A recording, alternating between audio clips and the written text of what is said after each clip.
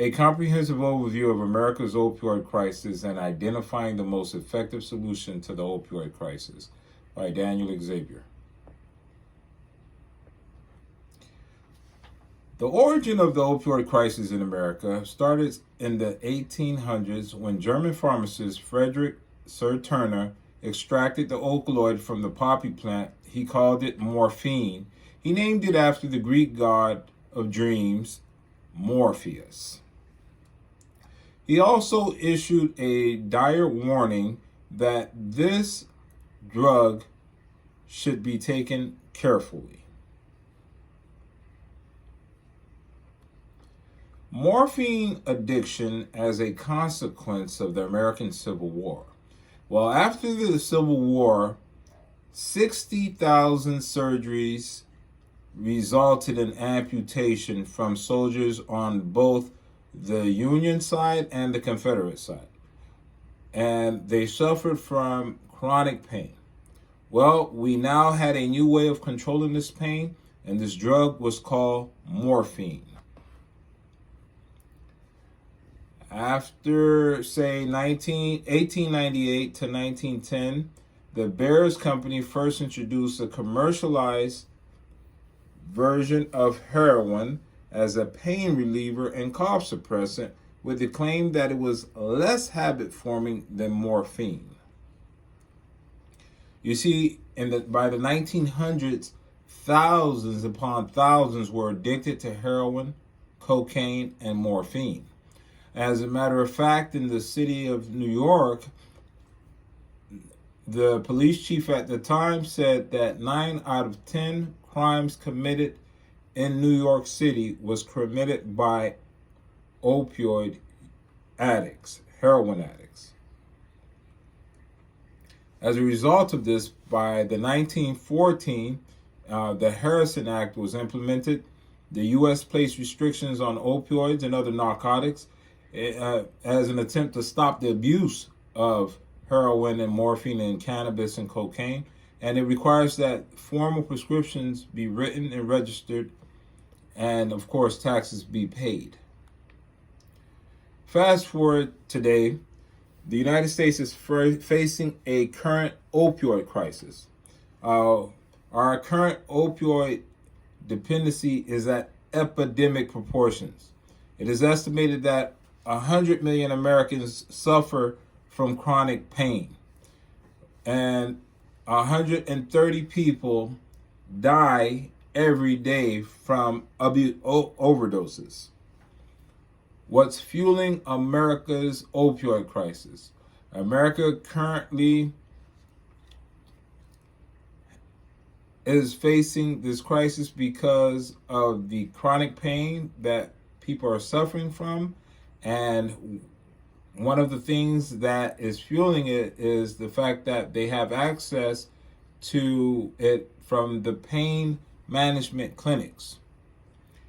Pain management clinics, also known as pill mills, are facilities identified as operational that may be engaged in insurance, Medicaid, TRICARE, or Medicare fraud by prescribing narcotics that are not medically necessary to patients. So people are going to these pain management clinics, which are totally legal, and they're receiving prescriptions for synthetic opioid. Okay, and they're getting it relatively easy. This is a pain clinic in the state of Florida, and you can see the lines that they have on a daily basis. Also, these pain management clinics, also known as pill mills, basically they dispense these narcotics on site, and many patients are referred to a specific pharmacy recommended by the physician or office personnel at these pain management clinics in attempt for them to elude contact with law enforcement. So they're basically getting it at ease. And you have here a demonstration in which protesters are saying pill mills kill because of the danger that comes from when people are prescribed these illegal prescriptions. The two major illegal prescriptions that are prescribed at these pain management clinics are hydrocodone and oxycodone, which causes more death than heroin or cocaine. 44 people die daily from overdosing on these synthetic opioid pain medications like oxycodone and hydrocodone. They're basically getting it legally, and these drugs are from pharmacies, and they're overdosing in it because they're abusing these prescribed drugs. What is Oxycontin? Well, first in 1995, Purdue Pharma introduced this product to the U.S. market. It was marketed as a drug to help people around their physical pain. It was also introduced to Canada. It goes by the brand name of oxycodone. What is hydrocodone? Hydrocodone was actually introduced in 1997. It's used also in the illicit drug market. It's used by injection or by snorting. They crush it up and they make powder and they snort it just like they would snort cocaine, and they abuse this drug. What is fentanyl? Well, pharmaceutical fentanyl is a synthetic opioid as well. It's approved for treating severe pain, typically advanced cancer. It's 50 to 100 times more potent than morphine and heroin. China is a major manufacturer of this illegal fentanyl. Currently, China remains the primary source, the only source where fentanyl-related substances can be trafficked internationally. And it goes from here. They're shipping it either to the United States or into Europe. And here in the United States, it's actually it comes through from Mexico. A lot of it comes through from Mexico, and it's being shipped through using the United States Postal Service, as well as the express consignment operations such as FedEx and DHL. And they get this drug fentanyl, into this country, and it is a synthetic opioid, and it causes quite a few overdoses because of its strength.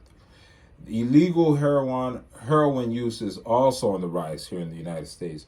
More than 9 to 10 people who use heroin basically are people who were also addicted to prescription pills and the other painkillers. When people inject heroin, they're at risk of long-term viral infections such as HIV, hepatitis C, hepatitis B, as well as bacterial infection of the skin, bloodstream, and the heart. Well, our treatment and solutions to this current opioid crisis in America, we're going to first look at what the federal government is doing. The U.S. federal government is providing regulations and solutions to this opioid crisis. One of the things that is providing is guidelines for the opioid treatment program, in which it provides educational training and resources to healthcare providers so that they can make decisions on how to ensure the proper and appropriate prescribing of opioid painkillers. This includes developing prescribing guidelines for chronic pain. Also, they support the use of prescription drug monitoring programs. Basically, it's an electronic database that tracks the dispensing of certain narcotics, drugs. And one of the things that is very important in the treatment of opioid use disorder, is medication-assisted treatment for it. Basically, it's expanding the methadone treatment centers, buprenorphine and naltrexone and Suboxone. These are drugs that basically help alleviate the symptoms of withdrawal that someone that suffers from opioid use disorder will face. And this is how they are, by taking these drugs, they're able to live a satisfactory life, a life in which they can basically become normal citizens of the society, functioning members of the society. The prescription drug monitoring program is like I stated before, is an electronic database that tracks controlled substances prescriptions in a state. This program can provide health authorities with timely information about prescribing and patient behaviors that contribute to this epidemic and facilitate a targeted response. So this program is needed so that we can basically track and see and monitor the physicians, the healthcare providers, as well as those patients that have behaviors that contribute to this epidemic, and basically weed them out. Medical marijuana in treatment of the opioid use abuse is something that is being looked at as well. Medical marijuana basically provides another option for those that are suffering from this disorder, opioid use disorder, by offering them a way also to deal with the withdrawal symptoms and not suffer from any of the side effects that they may have if they use the other drugs that are medically assisted treatments. Okay, medical marijuana is still in its infant stages when it comes to treating opioid use disorder, but there is a lot of promising results that we are getting from it. Medical cannabis may offer effective tools for lowering opioid withdrawal cravings and addressing many withdrawal symptoms as well. The strategies to prevent the misuse and abuse and diversion of opioid use disorder is extensive. One of the things that you can do to prevent opioid misuse is to talk about it. It is to be safe. It is to understand the pain. It's to know addiction, recognize addiction, and also be prepared to deal with someone who is dealing with these issues. The state strategies to combat opioid use disorder is basically putting in place the programs that the federal government has guidelines for. It's also to provide coordinated care, medical care model in which federally qualified health centers receive funding, and Medicaid to reimburse nurse care managers who support buprenorphine prescribing physicians, and which is Suboxone, and giving these things to the professionals in the state that can best deal with these medically assisted treatment facilities and these patients. Here is a diagram of Suboxone, which is the generic name for buprenorphine. Buprenorphine is a medication approved by the Food and Drug Administration to treat opioid use disorder. This medication assisted treatment, as with all others, is used so that it can alleviate the withdrawal symptoms that the user is experiencing. And basically, this therapy helps to provide patients with a whole person approach to treatment. Currently now in European countries, treatments to the opioid problem, although the prevalence of opioid dependency among European adults is low and it varies considerably between countries, is still associated with a disproportionate amount of drug-related harm, which includes, of course, infectious diseases, other health problems, mortality, overdoses, unemployment, crime, homelessness, and social exclusion. So the problem is not as great as it is in the United States, but it still has a lot of factors, and how their society is run, it still affects them in a great way. Portugal opioid crisis Portugal is a country in Europe. Like the United States today, Portugal in the 90s was at the grip of an opioid epidemic so intense that Lisbon was known as the heroin capital of Europe. Okay, basically Portugal had a very, very, very bad opioid problem, and it is a model now for how to treat opioid use disorder.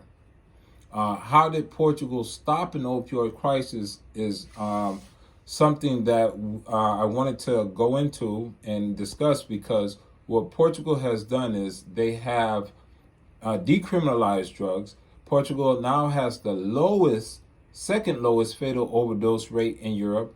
It has a low HIV and hepatitis rate. The drug-related crimes saw a very significant decrease, and the incarceration rate decreased considerably. Basically, by focusing on public health instead of incarceration, they decriminalized the drugs, the opioid drugs. They decriminalized them, and they got the help of psychologists.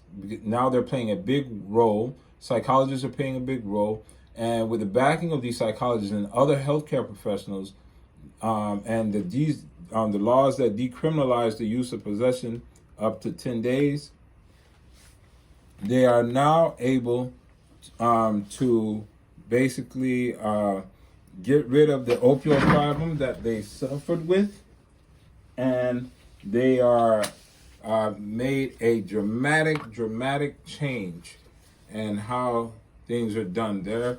And it's also, I must say that they have a lot of things that they do, whereas they've now taken the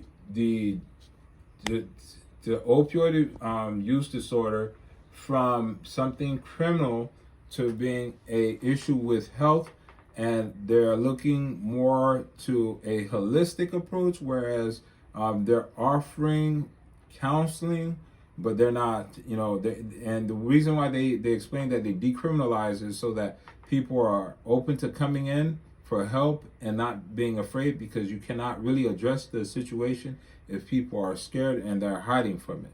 So this is something that they are doing that have turned their rates around. Their HIV infection rate amongst drug users have went from 50 to 13%. There was a big reduction in that alone, which is great. So in conclusion, America's opioid crisis solution may be to decriminalize substance abuse and reclassify opioid use disorder as a disease, as well as maintaining the medically assisted treatments, making it available and disposable to those suffering from opioid addiction more greatly, giving more resources, allocating more resources to this program is something that I feel that they should do, and so that we can also have a reduction in opioid use disorders. Thank you.